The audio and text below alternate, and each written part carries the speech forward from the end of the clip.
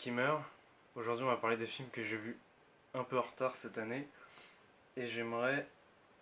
Ouais, voilà, je mets un point d'honneur. Ouais, c'est des films que. Enfin, j'en ai pas parlé avant. D'ailleurs, il manque des films dans la liste, hein. Je refais. Il y aura une autre vidéo pour en parler, mais parce que voilà, j'ai pas encore tout vu. Et parce que j'ai pas encore assez de. Je peux pas en parler encore en fait. Donc là, j'ai sélectionné quelques films que j'ai vus vraiment en retard, ou plutôt récemment, et qui méritent quand même qu'on en parle. Donc on va commencer par Seven Sisters, tiens. Ouais, Seven Sisters qui a été pas mal acclamé, certains disent que c'est le film de l'année, ou du moins le film de science-fiction de l'année 2017. Personnellement, je l'ai trouvé pas mal, mais j'irai pas jusqu'à dire que. Enfin, c'est. Il a des défauts, quoi. Et c'est un bon film, hein, mais il a quand même des petits défauts, et selon moi, c'est loin d'être le film de l'année, c'est pas. Je saurais pas dire si c'est le film de science-fiction de l'année, mais voilà. Je trouve pas qu'il mérite autant d'éloges. Même si j'adore l'actrice, hein, j'adore Noomi Rapace, j'adore le délire, le concept, l'idée de base du film elle est géniale, hein, mais à mon sens, c'est pas si ouf que ça. Enfin, le film ne mérite pas qu'on dise que oui, c'est le film de science-fiction de l'année ou quoi, non. Mais c'est un très bon film, qui aurait pu être encore mieux, mais c'est un bon film. Ouais, mais c'est pas très bien, c'est pas hyper argumenté, mais Silent Sister, pour donner mon avis global, en fait, j'étais parti du postulat que j'allais kiffer et que ça allait être génial. Et bah finalement, j'étais un peu déçu. J'irais pas jusqu'à dire que le film, j'avais pas de grosses attentes en fait, donc le film m'a pas déçu plus que ça. Mais ça aurait pu être mieux ficelé, l'histoire aurait pu être gagnée à être un peu plus, comment dire. En fait, on a l'impression qu'ils avaient trop de personnages et qu'ils savaient pas quoi, et ils savaient plus quoi en faire les mecs. Donc il fallait en éliminer et comment dire. Non mais même les pistes scénaristiques par rapport au concept, l'idée que t'aies des contrôles d'identité et que t'aies un droit à un enfant par famille. Et en fait, il y a plein de trucs, il y a plein de thématiques dans le film qui sont survolées et on se concentre vraiment sur les sept sœurs. Et du coup, ça réduit déjà. Puis même l'univers, et comme certains l'ont dit sur des forums, il est pas plus exploité que ça, on n'en voit pas beaucoup, et tout ce qu'on sait, c'est que, enfin, c'est que les sept sœurs, elles sont dans la merde et qu'elles doivent se protéger les unes les autres, mais qu'en fait, ça part un peu en couille, et que le film s'articule autour de ça. Parce qu'en fait, voilà, le scénario en fait démarre à partir du moment où lundi disparaît, parce que c'est le titre original du film en plus, c'est What Happened to Monday. Donc en fait, c'est lundi qui disparaît en premier, et on sait pas pourquoi. Et en fait, tout le film s'articule plus ou moins autour de ça. Et bien sûr, il y a des rebondissements, il se passe des choses, mais le film a quelques petites incohérences, je trouve, et à titre personnel, voilà, enfin, moi, à la fin, je l'ai vu venir à des kilomètres, quoi, ça m'a pas du tout surpris, quoi. Enfin, je savais qui allait vivre et qui allait mourir, je me doutais de la finalité du truc, et ça m'a un peu déçu, voilà. Après, le film n'est pas en reste, hein, ça reste ça reste un bon divertissement et assez plutôt. Comment dire, en fait, il y a des choses qui sont discutables en fait dans le film, en termes de choix scénaristiques par rapport au concept qui était fantastique. En fait, il y avait vraiment une idée que ce soit de sœurs qui partagent la même identité et que elles devaient s'entraider, enfin s'entraider, elles devaient voilà joindre les deux bouts en fait pour tenir une semaine à chaque fois. Sauf que il y a des trucs qui sont il y a des trucs qui sont survolés, je trouve. C'est Puis même William Dafoe, on le voit au début, puis après il disparaît comme ça, et puis, enfin c'est dommage. Moi je trouve que, voilà. Bref, je parle trop. On va passer au film suivant. Passons à ça. Tiens, parlons de ça. Ça, je l'ai trouvé bien. J'avais pas vu les premiers, en fait, les deux premiers téléfilms qui étaient sortis, je sais plus quand. Bref, adapté d'une nouvelle de Stephen King. Très très honnêtement, ça, il m'a pas, en fait, il fait pas peur du tout, hein, clairement. Enfin, il n'y a pas du tout de la notion d'effroi ou de peur, même de sursaut. En fait, tu t'as pas tellement enfin, j'ai pas eu l'impression que j'ai pas eu j'ai pas eu de frisson en fait dans le film. J'ai pas eu peur. Par contre, en revanche, ce que je ne peux pas retirer au film, c'est sa qualité visuelle en fait. Putain, clairement, le film est beau quoi. C'est super beau, les effets visuels et tout. Et j'ai un petit souci, excusez-moi. Ouais, clairement, le film est super beau, et en plus de ça, ouais, les acteurs sont bons, hein, bien qu'ils soient tous jeunes et que ce soit un groupe de gosses. Moi, je t'attache à ce groupe d'enfants, en fait, et c'est vachement, c'est plutôt sympathique.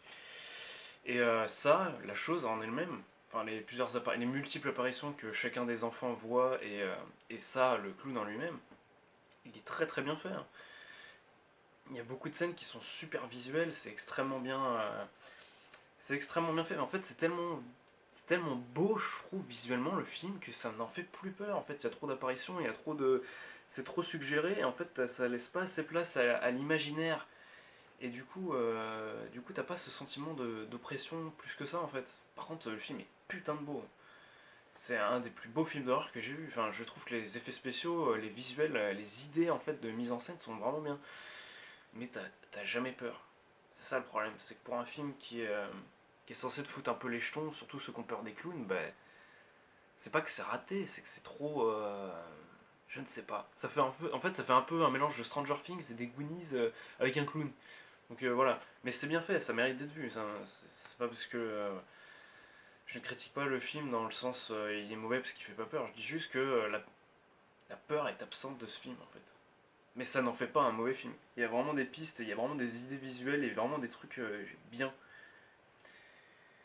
Bon, je sais pas grand chose à en dire de plus, sachant que, ouais, voilà, j'ai vu rapidement que le réalisateur Andy Muschietti, je crois que ça se dit comme ça, qui avait réalisé Mama avant, et Mama c'est pareil, je savais qu'il m'avait pas fait peur du tout, mais visuellement il y avait des trucs. Tu sentais qu'il essayait des choses. Donc voilà, c'était pas mal. Ça, plutôt bonne surprise. Parlons de Baby Driver, tiens. Parce que ce réalisateur là, Edgar Wright, il a réalisé des trucs quand même. Des trucs, en fait, c'est toujours des délires un peu. Comment dire. Putain, j'avais le mot tout à l'heure. En fait, ce mec, bah, il a fait Shaun of the Dead, Scott Pilgrim, il a fait Un Dernier Pub avant la fin du monde, il a fait quoi d'autre. Enfin, il a fait des films plutôt barrés, en fait, c'est vraiment. C'est de l'humour, enfin, c'est absurde en fait. Il y a toujours des situations absurdes dans ces films. Et dans Baby Driver, c'est un peu le cas aussi. Sauf que ça fait plus serious business quand même que. Ouais, qu'un Scott Pilgrim par exemple, ou même un Shaun of the Dead. C'est quand même un peu plus. C'est barré, hein, certes. C'est pas vraiment steak, hein, voilà. Mais c'est un peu plus. En plus, ces acteurs sont. C'est un autre genre de casting pour le coup, et ça change. Puis en plus de ça, le film a un montage avec la musique. Tout est centré sur la musique, en fait. Le personnage de Baby, en fait, il a son problème qui fait qu'il est tout le temps avec ses écouteurs et tout le temps à écouter du son, et en fait, tout le film joue pas mal là-dessus, sur le montage et le côté musical du truc. Et du coup, c'est vachement marrant. Parce que même les gunfights arrivent à être musicaux. Enfin, c'est ouf. C'est trop. L'idée, elle est mindfuck, mais c'est trop bien. Donc, Baby Driver, ouais, c'est un film plutôt barré. Après, c'est pas, pour moi, dans sa filmographie, Edgar Wright, c'est pas le film que je retiendrai le plus, mais j'ai passé un bon moment. Mais alors, les gens qui disent encore une fois Baby Driver, waouh, The Film 2017, non. Juste non. C'est un film, tu t'amuses devant ce film, et il n'a rien d'exceptionnel. Vraiment. À part son montage peut-être et la musique, la bande son, voilà, le film est pas, c'est sympa. Bon, passons maintenant sur Split. Tiens, parlons de Split. J'avais pas spécialement envie d'en parler, j'ai pas grand chose à dire dessus, mais oui, j'ai bien aimé Split. Et ce que j'ai adoré dans Split, je vais en venir tout de suite à l'essentiel, hein, pour moi, c'est qu'il fait le lien avec Incassable, quoi. Il y a un pont qui a été fait avec Incassable, et je me dis putain, je suis hypé pour la suite, quoi. S'il fait une suite et qu'on voit plus Will Smith, et que clairement ça rentre vraiment dans un espèce d'univers avec des gens qui ont plus ou moins des espèces de capacités, là ça peut devenir intéressant. Parce que Split en tant que film solo, il se tient, hein. Mais si tu fais le lien avec Incassable, là oui, là ça prend vraiment de l'intérêt. Là ça devient surprenant. Et je m'y attendais pas du tout en plus, donc c'est cool. C'est cool de la part de Shyamalan d'instaurer un espèce de. Enfin, putain, j'arrive plus à parler. Un univers en fait, un espèce de terrain de jeu en fait où il peut faire intervenir plusieurs personnages. Et là ça marche très bien. Et moi j'espère que la suite sera. Bah, j'attends une suite qui va me surprendre en fait. Donc Split en tant que film solo, il est pas oufissime, mais ça se regarde. Mais alors si tu le prends en compte dans l'univers d'Incassable, ça devient... Là, il y a des pistes pour faire un truc stylé, vraiment. Donc voilà, Split, c'était une bonne surprise. Après, ce qui est dommage, c'est que les multi-personnalités, ils t'ont vendu le film sur le fait que le mec, il ait 10 000 personnalités différentes. Enfin, il en avait 45, enfin je sais plus, il a plein de personnalités. Au final, on en voit que 2-3 dans le film. Donc voilà, ça c'est un peu ça ridicule, mais bon, c'est pas grave. Mais sinon, l'acteur James McAvoy joue très bien. Et on a un bon retournement de situation à la fin. Et non, j'ai bien aimé Split. C'était sympathique. Maintenant, passons à Mother, réalisé par Darren Aronofsky, qui a fait Noé. Enfin, il a fait un autre film aussi, j'ai oublié ce que c'était. Il a fait un autre film que je n'ai pas vu, je crois. Mais Mother, c'est une expérience en fait qui te prend aux tripes, quoi. C'est un peu comme Grave. Là, pour le coup, c'est le genre de truc, faut le vivre en fait. C'est le genre de film que tu t'es sur le cul. En fait, c'est crescendo, ça part de là et ça monte en puissance. Enfin, c'est une expérience qui est pareil, c'est viscéral, c'est viscéral. C'est surtout que c'est psychologiquement et même au niveau du visuel, en fait, plus le film, plus ça avance, plus ça se dégrade. Et en fait, l'histoire, c'est juste une fille qui reçoit des visiteurs, et plus on avance dans le délire, plus il y a de monde chez elle, et plus le mari il devient de plus en plus bizarre. Et je peux pas en dire plus, mais c'est un film à voir et à vivre et à se prendre une baffe dans la gueule, en fait, clairement. Je peux pas en dire plus, en fait, ce film, c'est une expérience qui te retourne l'estomac. Donc Mother, ouais, c'est une bonne pioche. C'est un film qui est vraiment particulier, mais qui est une expérience à vivre. Et pour finir, le film dont j'avais le moins envie de parler, et vraiment ça me casse les couilles d'en parler, j'ai pas grand chose à en dire. On va parler de Dunkerque, de Christopher Nolan. J'adore sa filmographie, j'adore ce que fait ce mec, mais alors Dunkerque ne m'a pas du tout parlé. Mais vraiment pas. C'est pas que j'ai pas aimé le film, hein, je n'ai ni aimé le film, ni. Comment dire. En fait, il m'a laissé indifférent. Enfin, je veux dire que la thématique de l'évacuation de Dunkerque, enfin, je veux dire, tout ce qui est Seconde Guerre mondiale, enfin, c'est pas ma cam.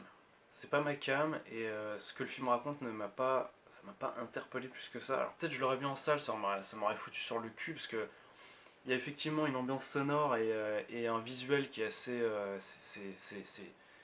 c'est plutôt bien fait. Mais par rapport à ce que fait Nolan d'habitude, je m'y suis pas retrouvé en fait. J'ai pas trouvé mon compte dans ce film et j'ai pas. En plus, l'ambiance, enfin, c'est pesant en fait, c'est un peu lent, c'est pesant, mais je suis pas rentré dans le délire. J'ai pas réussi à aimer vraiment Dunkerque. Alors, je n'ai rien contre ce film, hein, mais tous ceux qui crient au génie, qui disent que c'est le film de l'année 2017, enfin, c'est un des films de l'année 2017 majeur. Alors possible, mais alors moi je m'y suis vraiment pas retrouvé. Enfin, c'est pas du tout. C'est pas ce que j'aime chez Nolan en fait. Moi j'aime bien les films comme Inception, comme Memento, comme, comme Interstellar. Tu vois, des films qui me surprennent, mais alors Dunkerque, non. Ça m'a pas surpris du tout, ça m'a pas fait vibrer plus que ça. Mais après, je dis pas que faut pas le voir, c'est juste que voilà, moi je me suis pas. J'ai pas trouvé mon compte. Voilà. Donc voilà, c'était un rapide tour des films que j'ai vus un peu en retard cette année et je voulais en parler et j'en ai peut-être pas parlé comme il fallait, mais au moins c'est fait. Et il y en a d'autres dont je n'ai pas encore parlé et je ferai une autre vidéo. Ce sera sûrement la partie 2. Donc voilà, c'était un rapide tour d'horizon sur ce que j'ai raté cette année en fait, ce que je n'ai pas vu en salle et ce que j'ai vu plutôt en retard. Donc voilà, je pense voilà, j'ai fait le tour de ce que j'avais à dire. On se voit pour la suite. Tchuss!